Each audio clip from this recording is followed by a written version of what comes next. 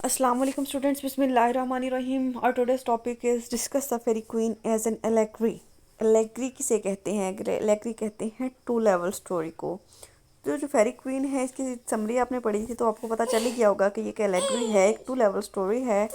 N allegory is a story in words और prose के मतलब ये पोइट्री की फॉर्म में भी हो सकती है, ऐसे की फॉर्म में भी हो सकती है, विद डबल मीनिंग मतलब डबल मीनिंग देती है, और प्राइमरी और सरफेस मीनिंग एंड सेकेंडरी और अंडरलाइंग मीनिंग। जैसा कि अगर आपने वो अभी तक उसको स्टडी किया है ना, गुलिवर ट्रैवल को, वो भी एक एलेग्री है, टू लेवल जो है स्टोरी है, उसे भी एलेग्री कहा जाता है कि उसके प्राइमरी लेवल पे मीनिंग कुछ और होते हैं और सेकेंडरी और अंडरलाइंग मीनिंग जो है वो कुछ और होते हैं।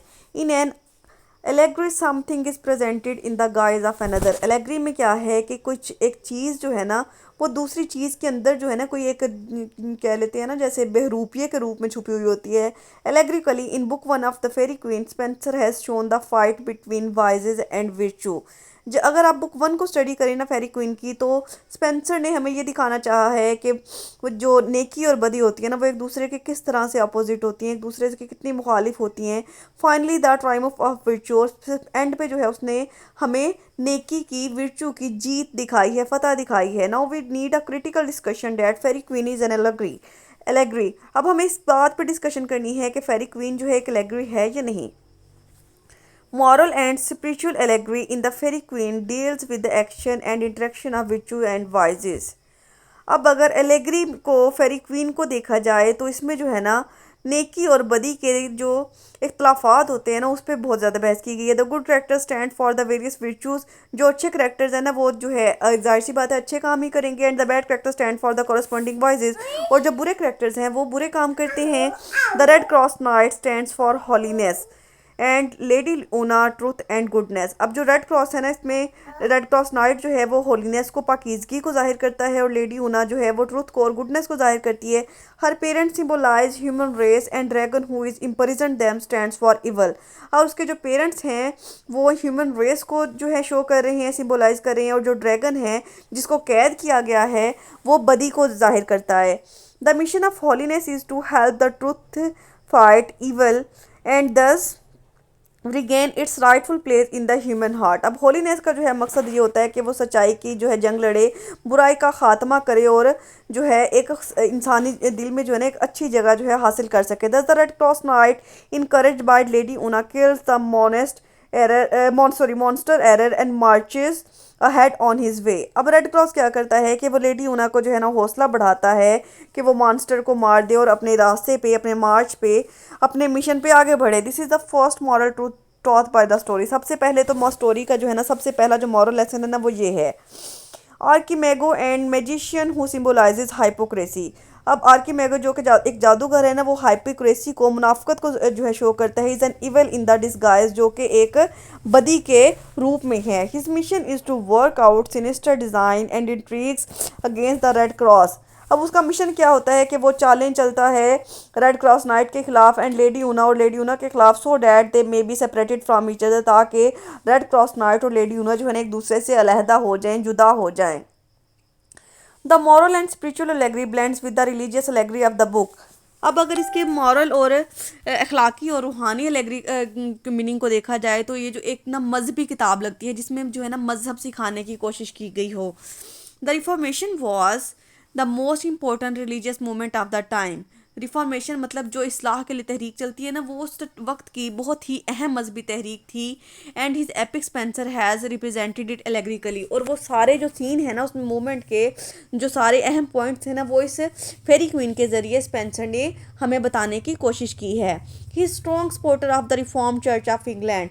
अब जो इंग्लैंड का जो रिफॉर्म चर्च था ना उसका बहुत बड़ा सपोर्टर था, which is the only true church for him and against the papacy and Catholic church. वो उसे ये लगता था कि इंग्लैंड के जितने भी चर्च हैं तो वो सारे जो है ना अपनी ड्यूटीज़ को परफॉर्म करने में इतने परफेक्ट नहीं हैं जैसा कि ये चर्च है। Here the Red Cross knight stands for the reform church of England. यहाँ पे रेड क्रॉस नॉइट जो है वो एक अच्छा जो बेहतरीन और रिफॉर्म चर्च होता है ना इंग्लैंड का उसको शो करता है। The parents Lady Una represent humanity. और जो लेडी यूना के पेरेंट्स हैं वो ह्यूमैनिटी को सिम्बोलाइज करते हैं। And the foul dragon was who was present them is the Pope of Rome.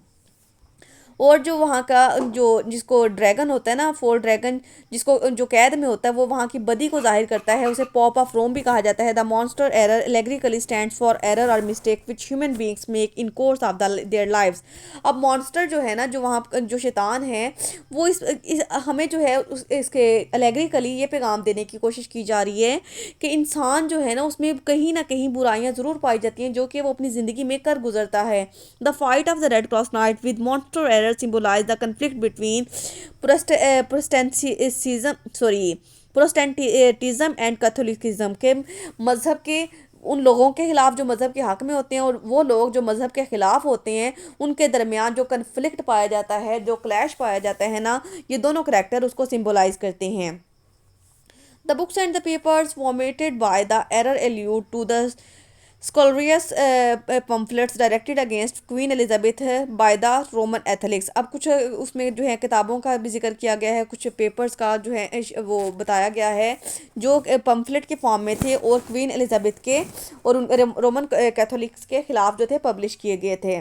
The moral and religious allegories are mingled with political allegory in the Pheri Queene. अब इसके अलावा अगर इसको इखलाकी और मजहबी एलेगरी के अलावा देखा जाए तो इसमें कुछ पॉलिटिकल इश्यूज भी मिलते हैं, पॉलिटिकल मीनिंग्स भी निकलते हैं इसके। According to political allegory the Red Cross Knight is Saint George of England. अब रेड क्रॉस नाइट जो है ना, वो एक इंग्लैंड के सेंट जॉर्ज हैं, and the Lord Leicester is the Prince Arthur. और जो लॉर्ड रजिस्टर है वो वहाँ का शहजादा है। Lady Una stands for truth.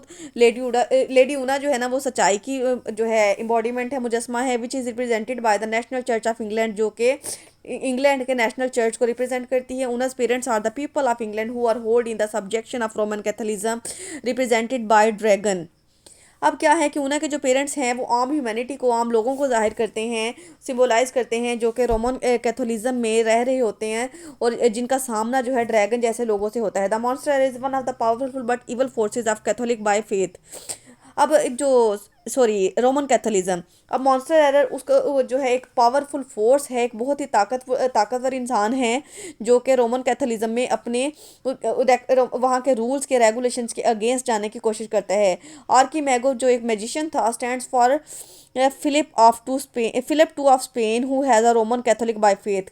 कि ये जो है ना दो हिस्सों में बटा हुआ या दो अकायद में बटा हुआ इंसान है।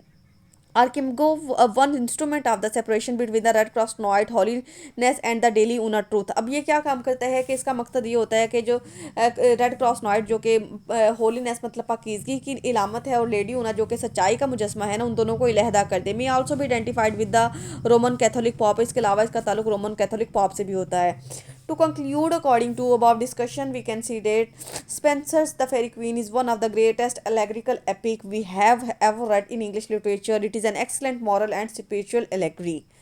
बहुत ही शॉर्ट सा क्वेश्चन था, बहुत ही इजी सा था ये। तो अक्सर जो है ना, ये सरगोदा यूनिवर्सिटी के पास पेपर में आया हुआ है, इसलिए मैंने आपको पढ़ा दिया है। तो अगर वीडियो अच्छी लगे तो लाइक कमेंट एंड शेयर करना मत भूलिएगा। अल्लाह हाफिज़।